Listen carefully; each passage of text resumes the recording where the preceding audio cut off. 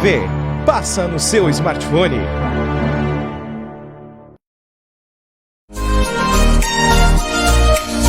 Onze horas 34 minutos, se aproximando dessa manhã de terça-feira, dia 12 de maio, hoje dia deles, dos enfermeiros, né? Quem tá na linha de frente, parabéns a todos vocês, né? Que Deus bote um manto de proteção sobre todos os nossos enfermeiros, em sua maioria mulheres, né? Parabéns a todos os enfermeiros, aos profissionais da linha e área de enfermagem, aos professores e educadores, parabéns a todos, né? Parabéns mesmo pelo esse dia 12 de maio, o dia do enfermeiro. Estamos começando mais um Sabe Caxias by Bitcom, com ele, Miguel Brambila. Olha que estilo, Miguel Brambila presenteando todo o seu internauta, presenteando os seus telespectadores, os nossos telespectadores, né, Miguel Brambila, dessa programação, hoje com uma roupagem, um formato totalmente diferente. Seja bem-vindo à nossa programação, meu irmão. É um prazer já lhe cumprimentar nesta manhã para nós darmos seguimento, né, a todas as observações, aos detalhes que nós vamos estar hoje aqui pautando e conversando frente à nossa programação. Irmão Miguel Brambila, saudação, bom dia a você. Bom dia, meu irmãozinho, bom dia a todos e a todas a audiência de Sabe Caxias by Bitcom. E é importante sempre, né, estarmos motivados, né, agradecidos, e vamos seguir em frente, né, de importante, sabe que, né, numa brincadeira saudável, né, com a gravata, antigamente, quando trabalhava no banco e não tínhamos a videochamada, quando se botava a gravata e chegávamos no trabalho e dizia, não, hoje eu vou ligar para São Paulo. Hoje, né, a brincadeira perdeu o sentido, mas mais ou menos isso, né? Vamos em frente e temos que trabalhar e seguir motivados, meu caro Edinho. Graças a Deus está chovendo, né? Felizmente, e esperemos que chova moderadamente e continuamente para que essa estiagem seja amenizada, meu irmão. Isso, eu quero aproveitar essa oportunidade, Miguel, antes, eu quero que você faça uma reflexão logo mais sobre a data do dia de hoje, dia do enfermeiro. Eu estava fazendo hoje pela manhã, eu sei que é muito forte a analogia que eu fiz hoje pela manhã, mas eu comparei como uma guerra, e estava falando sobre a trincheira, e lá na trincheira ficava o fuzileiro, né, o fuzileiro na linha de frente de tiro, e hoje, nesta analogia que fiz, muito forte, diga-se de passagem, nós temos os nossos enfermeiros, que de certa forma é eles que estão na linha de frente combatendo tudo isso, essa pandemia do coronavírus. E outro detalhe que chama atenção, que aqui em Caxias do Sul, dentro dos números de pessoas que contraíram Covid-19, um grande número deles são enfermeiros, pessoas ligadas à área médica, porque o enfermeiro é aquele que recebe, né, aquele que recebe o paciente quando chega, é aquele que dá toda a assistência quando chega, aquele que encaminha, né, o procedimento que os médicos solicitar, é aquele que está toda hora amparando dentro do corpo de saúde, né, e aquele que ainda se despede, aquele que conduz na porta quando o paciente recebe alta. Então o enfermeiro ele está presente em toda a estrutura. Antes de você falar um pouco mais sobre essa importância da data, eu quero destacar que a Imobiliária Original, o nosso patrocinador, inclusive eu quero mandar um abraço também especial aos trabalhadores da Imobiliária Original, e parabéns, né, porque a Imobiliária Original, dentro do seu conhecimento, eles também estão se adaptando e se reinventando e se transformando às novas modalidades de trabalho. Por isso que é uma empresa especializada na criação de oportunidades. E é isso que eles estão fazendo, se oportunizando a criar, a inovar todos os dias. E tudo isso, essa vertente de conhecimento é utilizada para os seus negócios imobiliários, destinando aos seus clientes todos esses fatores, atuando então com a credibilidade e o sigilo que é necessário para a elaboração de projetos pessoais e empresariais visando aos seus clientes o sucesso. Você pode agendar uma visita e você vai perceber a diferença. A Imobiliária Original está atendendo pelo 35 37 29 99 e remotamente através do WhatsApp 991 47 50 81. Eu vou repetir, 991 47 50 81, Miguel Brambila. Sim, Edinho, parabéns aí aos enfermeiros e extensivo aos profissionais da saúde, né? Todos eles, neste momento, né, que estamos vivendo e que não se foge ao assunto, porque como é uma questão de sobrevivência, é quase como se estivéssemos no tempo das cavernas discutindo na tribo, né, a necessidade de vencermos o frio e encontrarmos o fogo, que é justamente a solução, né, a vacina e o remédio para a prevenção da Covid-19, o coronavírus. Este assunto está cansativo, sim, este assunto está testando a todos nós, este assunto está nos levando aí a avançar no sentido de nos autoconhecermos em todas as áreas científicas, tecnológicas, econômicas, religiosas. Como temos dito, né, todos os assuntos gerais da existência humana, da consciência humana, estão sendo analisados a partir deste momento. Então, nós estamos vendo como somos frágeis ainda no sentido de humanidade. Mas, porém, temos que aprender, né, aquela história do copo d'água, né, meio cheio, meio vazio, né, até tem um copo d'água aqui, né, não foi para ilustrar, foi para me descedentar, mas podemos usar, né, você pode estar vendo ele meio cheio ou meio vazio. Temos que ser otimistas, né? Temos que acreditar, sim, que todos nós estamos juntos na questão de sobrevivermos e superarmos este desafio. E claro que quem está na linha de frente neste momento são os profissionais da área de saúde, que sempre estiveram em outros momentos, mas que ficou oculto, muitas vezes, devido a outros focos de sociedade. Nós temos, eu particularmente tenho aqui a experiência, né, de ter, sou casado com uma profissional de saúde há 15 anos, e por 12 anos ela trabalhou na unidade de tratamento intensivo no hospital em Caxias do Sul, ou seja, né, você fica a par da intimidade, dos acontecimentos, do que passam esses profissionais, e que o quanto sofrem, inclusive por causa do sistema, né? Nós temos em Caxias do Sul o Centro de Saúde, que acompanha algumas coisas, nós temos aí, claro, que a seriedade de todos os profissionais, mas, como todo o sistema, é falho. Ouvi uma vez de um profissional que conheço da área de medicina, que para desinfectar determinada instituição de saúde em Caxias do Sul, só tocando fogo. Porque há, sim, grande grau de infecção geral nos hospitais. E, portanto, né, quem está na linha de frente está sofrendo, sim, e é o grupo de risco do grupo de risco, na verdade, né, Edinho? Porque nós estamos, hoje em dia, precisando encontrar o equilíbrio, agora com os decretos do governador, aí, o distanciamento controlado, o distanciamento parcial, o distanciamento... Parecem estratégias, né, de uma equipe de futebol tentando vencer o campeonato, tentando chegar ao adversário. E é verdade, estamos tentando vencer a morte. Estamos tentando avançar no sentido de encontrarmos a sobrevivência. Então, essas estratégias são necessárias para que também, né, como diz o Bolsonaro corretamente, né, que o remédio não seja pior do que a doença. E nesse sentido o presidente tem razão, nesse sentido os apoiadores dele, apesar de não seguirem algumas normas da vigilância sanitária, uma grande parte deles, tem razão. É preciso que a economia funcione, é preciso que os municípios arrecadem dinheiro, inclusive para pagar os profissionais de saúde e outros tantos, né, que se tenha a fazer funcionar, para que a sociedade funcione, porque será muito pior para a pesquisa tecnológica, inclusive, para vencermos e encontrarmos a questão da vacina e a questão do remédio, se a economia parar como um todo. Em alguns lugares do mundo já está abrindo, Edinho, a economia, mas nós temos que considerar o fuso horário, é isso que muitos brasileiros estão precisando, né? A maioria sabe, mas muitos precisam ainda, e o nosso papel é mastigar um pouco juntos essa questão, rever os mesmos assuntos, recomeçar o raciocínio para ver se chegamos a um grau avançado de reflexão, mesmo assim preocupados com a segunda onda, que às vezes, né, contamina mais que a primeira onda, como falamos ontem, né, da epidemia. Então, é claro, vamos ter que, em momentos ou outros, nos arriscar. E os profissionais da área de saúde, enfermeiros, médicos, técnicos de enfermagem, né, principalmente os das UTIs, dos hospitais, que no momento, né, é o principal foco, mas em seguida, assim que começar a crescer o índice, as estatísticas da epidemia, da pandemia aqui também na nossa cidade, as UBSs também serão focos de recebimento de pessoas, porque as pessoas com febre, as pessoas desesperadas, as pessoas com sintomas, às vezes psicológicos, que não são testadas, que nem sabem se estão contaminadas, a orientação é que elas se dirijam primeiramente a uma unidade básica de saúde. Você pode ver o noticiário, Muitas pessoas estão morrendo, inclusive nas UBSs, que não tem leito de UTI, não tem respirador.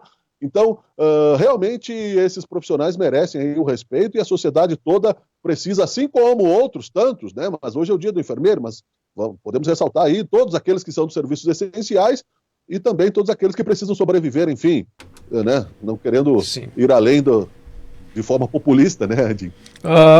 Aproveitando esse momento e também a oportunidade dessa nossa programação, Miguel Brambila, no seu home studio, né, está aí falando-nos a respeito, né, de hoje, desse dia desses profissionais de enfermagem. Acho que uma reflexão tão grande nesse ano de 2020 sobre tudo isso.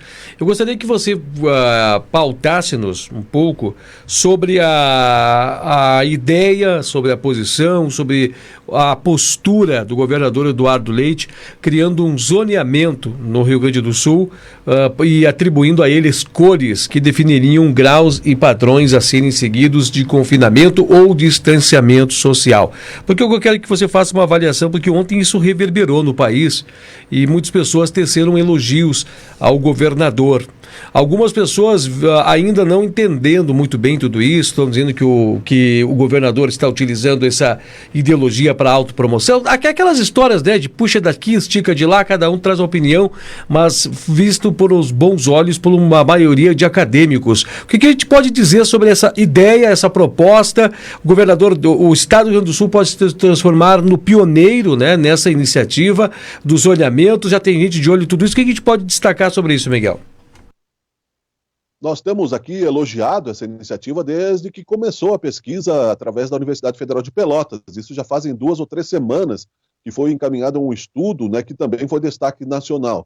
Nós elogiamos também o governador Eduardo Leite na questão aqui da flexibilização da abertura do comércio em Caxias do Sul, aonde, né, não se tornou num decreto autoritário e absolutista, mas entidades chegaram até ele e conseguiram uma negociação. Isso é política administrativa, isso aí é ação política, né? Isso, então, quer dizer, e acredito sim, filosoficamente, né, e também em termos jurídicos, né, você não pode tratar diferentes de forma igual. Isso também acontece, inclusive, se você tiver filhos, né? Você não pode tratar os filhos iguais porque são diferentes, né? Mesmo que sejam gêmeos univitelinos, são pessoas, são consciências diferentes. Então, filosoficamente, na filosofia política, agindo na direção de uma ação efetiva que torne a sociedade protegida, e num país continental como nós temos, é necessário sim que se tenha relatividade de acordo com a questão local. E é isso que se falou desde o princípio. E graças a isso, aliás, porque nós não temos aí uma orientação federal, e tardiamente nós temos, né? Os governadores e prefeitos agindo nas suas comunidades conseguiram evitar, né, uma tragédia maior, apesar de o nosso grau de contaminação atual no Brasil ser de 1,4, né? Cada pessoa contamina 1,4 outras pessoas. Isso devido, inclusive, ao isolamento, ao distanciamento que nós, mais ou menos chegando a 40% a 50% em média no Brasil. São Paulo, que deveria chegar a 70%, que é o ideal, não chega e talvez não chegue, né? Deveríamos chegar. O que para hoje no mundo, né, é muito baixo, né? Nós devemos chegar a 0. Mas, enfim, dentro desta ideia, o governador Eduardo Leite segue sendo um negociador, sim. A questão do pessoal politizar, ela se torna aí uma obviedade, né, Edinho? Tudo no Brasil virou politização, mas eu acho que avançamos, inclusive, no debate político, desde que haja espaço para o diálogo em todos os sentidos e que não haja radicalização através da violência, através do cala-boca, né? Através de você querer ocupar o espaço do outro e não permitir que o outro se manifeste, mesmo que discorde aberta e francamente, é um direito que se tem na democracia. É evidente, né, que os ciúmes também acontece, né? Dependente de partido, o importante é chegarmos, e porque nós vemos aí prefeitos e governadores de todos os partidos tendo ações iguais, e independente de ideologias, e isso é muito importante para o amadurecimento do Brasil, porque a questão é vencer a doença, e as eleições, né, ainda não se sabe se vai acontecer, Edinho. O que a gente pode aproveitar, Miguel, né? A gente está acompanhando que há postura de governadores que estão sendo elogiadas, mas também há situações que estão sendo questionadas, né? Exemplo aqui, nosso estado vizinho, Santa Catarina, passou por questionamentos muito fortes referente a alguns processos licitatórios, né, de compra de equipamentos hospitalares, os respiradores, e esses respiradores, além de não chegar, ainda estão atribuídos a preços duvidosos. O que a gente pode analisar sobre tudo isso? E aproveitando esse gancho, Miguel, se nós podemos ampliar, fazer uma análise também de algumas posturas que podemos dizer que estão distorcidas por parte de alguns governadores. Vou citar como exemplo um possível equívoco: o governador João Dória, né, atribuindo placas pares e ímpares. E algumas pessoas estão vendo isso como salutar, outras pessoas estão questionando tudo isso, junto com a posição do Covas, né, a posicionamento lá, exemplo do Amapá, outros posicionamentos relacionados a Amazonas, Ceará. A gente sabe que são estados e cada estado tem uma receita para poder gerir tudo isso. Tem muitos estados que estão endividados. A exemplo também, se nós formos citar, a questão do Rio de Janeiro, a forma de conduta, licitações superfaturadas que estão acontecendo, situações que já estão descobrindo de dinheiro desviado. O que a gente pode comentar um pouco mais sobre a Brasil, né, e o relacionamento dos governadores com seus estados? Eu acho que o Brasil precisa avançar na questão de educação. Esse é o nosso principal desafio, né? Eu cito aí o Leonel Brizola sempre, né? Apesar de, claro, que não foi um santo, é óbvio, né? E muitos o consideraram um caudilho, mas a questão do CIEPS, né, a educação em tempo integral, aumentar o número de horas nas escolas, colocar a questão de filosofia e política nas escolas desde sempre, trazer esse debate para dentro de casa, porque é dentro de casa que se forma o cidadão, né? Mas nós vivemos numa sociedade ainda onde existe a pedofilia, onde existe, né, o crime, a violência contra a criança, a violência contra a mulher, e isso se transfere para o grande todo da coletividade, né? Muitas vezes oculto por trás de uma máscara, né, de autoridade está aí uma pessoa que não tem escrúpulos com o seu próximo e, portanto, isso traz à tona escândalos, né? E esses escândalos acabam desanimando muitos cidadãos que acham que o Brasil não tem jeito. Mas nós temos sim que continuar agindo na direção da construção de uma sociedade civil evoluída, avançada. A corrupção, em sentido de tragédia, eu atribuo a abutres, né, em torno de carniça, né?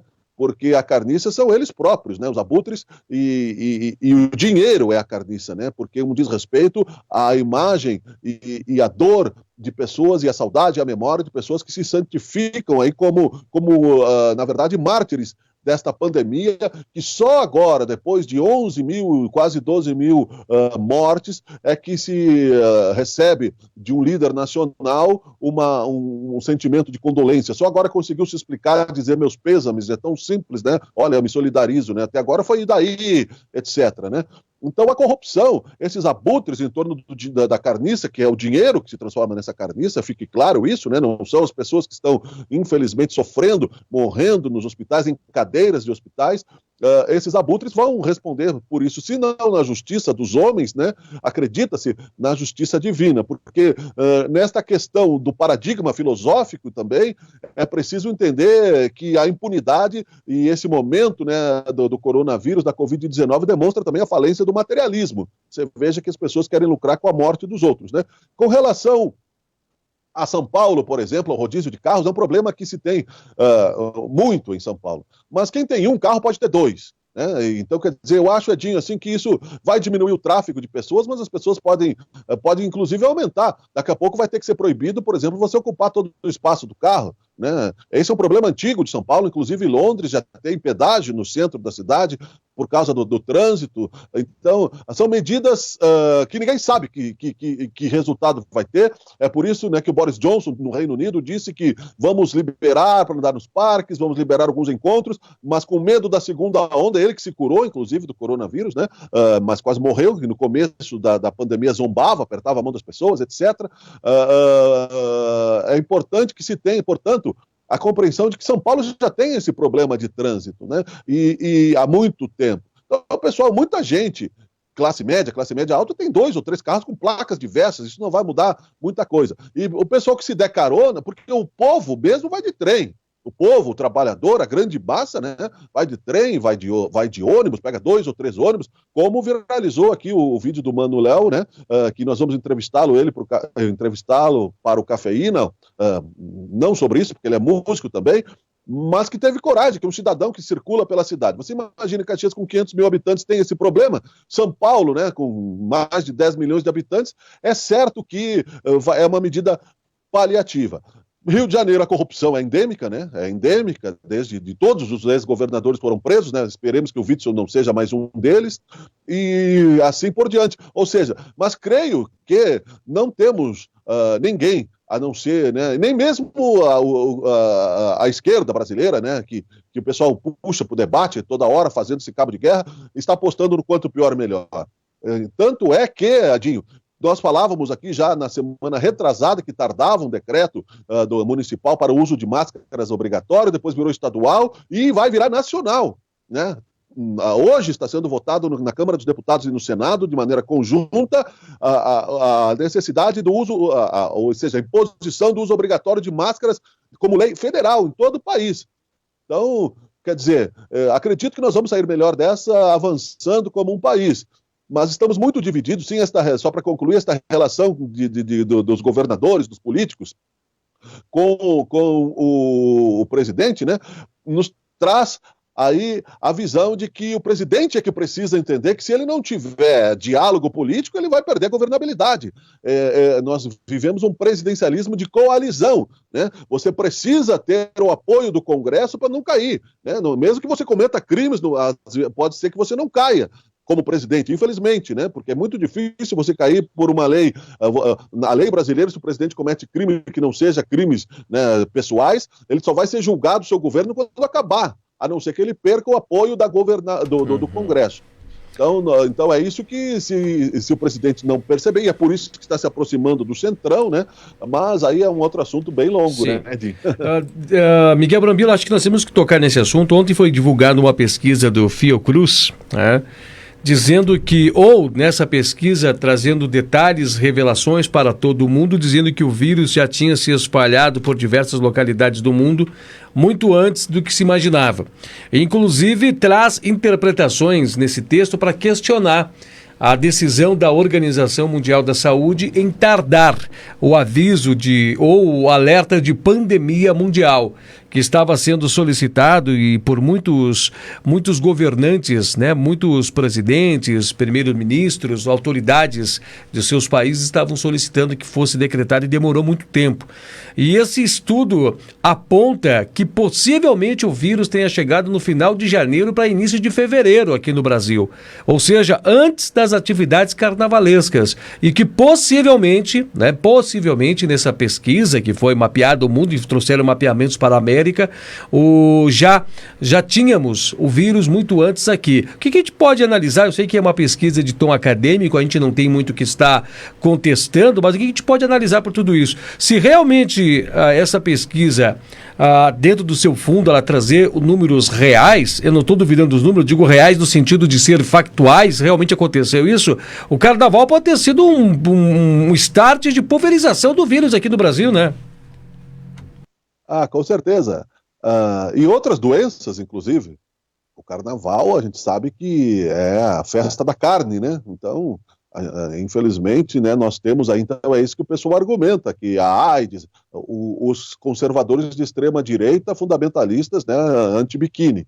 E eu acho que não é essa a questão. O Brasil é um país que precisa, né, ter esta manifestação cultural que vem aí já há muito tempo, trazida como uma forma até de expressão, de liberdade de expressão.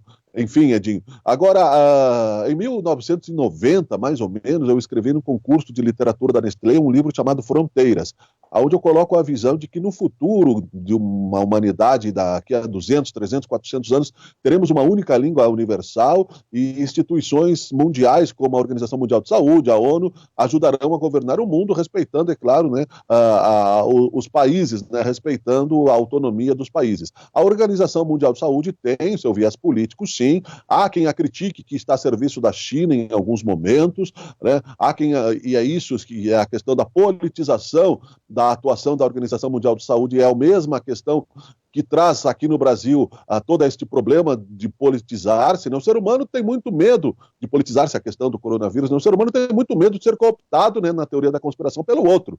E isso acontece onde há duas pessoas, né, há disputa.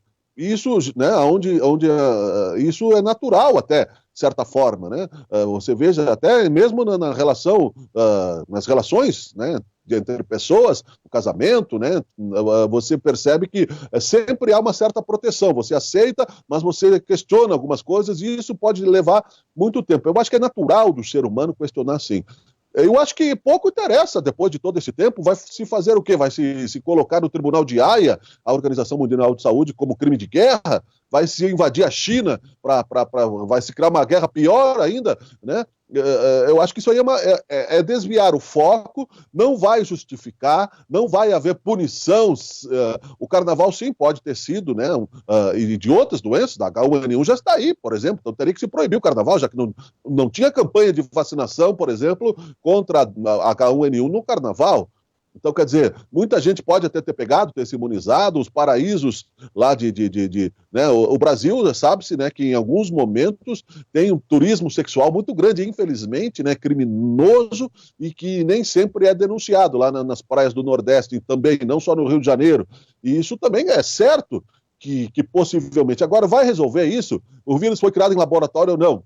Bom, é uma questão. O vírus já estava aqui no país ou não? É uma questão. E outras tantas questões desta paranoia que nós temos que ter, né? Assim, de certa forma, saudável, se você não se transformar isso numa obsessão, numa fixação mental que te transforme, né, numa pessoa incapaz de refletir com bom senso e se transforma numa pessoa inflexível, tudo certo. Agora você precisa, eu repito aquela estratégia, é uma guerra, entre aspas, no sentido literal, metafórico, contra, né, o coronavírus, para superarmos aí a sua cadeia de DNA que entra na nossa célula e nos destrói. Agora você tem um campo minado pela frente.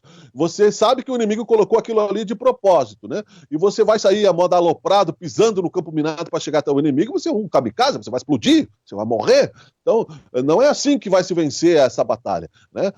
Talvez a própria China colabore, a Organização Mundial de Saúde, a ONU também tem um viés político, né? A Organização das Nações Unidas, isso, o Tribunal de Haia tem essas disputas, né? Nós vivemos uma guerra fria novamente, né? Não é semelhante à guerra entre Estados Unidos e Rússia e União Soviética, na época ainda do Império Soviético, mas sim, né? E você pode ver, observar, Edinho, que nos filmes dos Estados Unidos, já há algum tempo, né, os inimigos já não são os russos, são os chineses, a máfia chinesa, etc, etc, etc, né? E isso pode se transformar também em racismo, em xenofobia. O que nós temos que focar é na união, né? Nem tanto, não, a pessoa coloca, por exemplo, para concluir, fotos, né? O Brasil é muito novelesco, né? Basta ver a Regina Duarte aí fazendo drama com uma questão séria, né? Na questão da Secretaria da Cultura. Não é uma novela, não são mocinhos e bandidos, né? Os bandidos, né? Os bandidos são os de esquerda, os mocinhos são os de direita ou vice-versa, conforme o lado. Não é isso. Né? Os bandidos são os chineses, os mocinhos são os americanos. Também não é isso, né?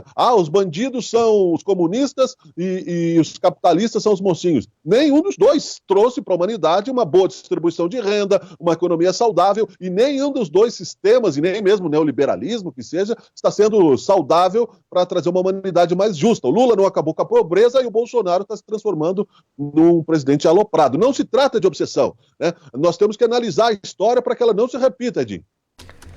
Ok, Miguel Brambila, quem nos manda embora é o relógio, 12:01, deixar espaço para você fazer sua análise final, suas considerações, mandar fazer o seu fechamento do programa, e assim nós vamos encerrando então essa edição do Sabe Caxias, mas já fazendo um convite para todos estarem junto conosco amanhã, na quarta-feira, dia 13, vamos estar aqui no mesmo horário, logo após, a partir das 11h30.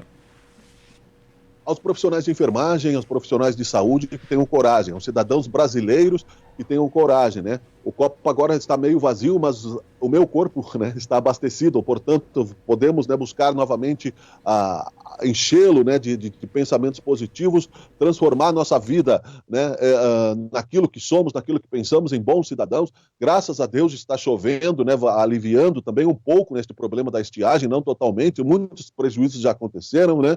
Nem só de pão nós vivemos, nós vamos ter todos algum prejuízo material nesse sentido, mas temos certeza, Edinho, de que as conquistas da educação, do debate político, da tecnologia da saúde serão muito maiores ao final de tudo isso, né? Vai acabar, está demorando, sim, mas porque ainda as reflexões não foram todas corretas. Mas amanhã, outro dia, coragem, fé, muito obrigado pela sua audiência, obrigado a todos. Amanhã nós voltamos, Edinho. Um abraço, valeu, obrigado, querido. Abraço, meu irmão. E assim nós vamos então encerrando mais uma edição do nosso Sabe Caxias by Bitcom. Fiquem ligados na Bitcom TV, agora 12h15, chega ela, Melissa Bueno, para trazer todas as informações desta manhã, atualização dos fatos, das notícias para você. Bitcom TV, tá junto com você tá na internet, tá com a Bitcom TV, tá no seu smartphone, tá na sua Smart TV, olha, tá fantástico, hein? Tá junto com você.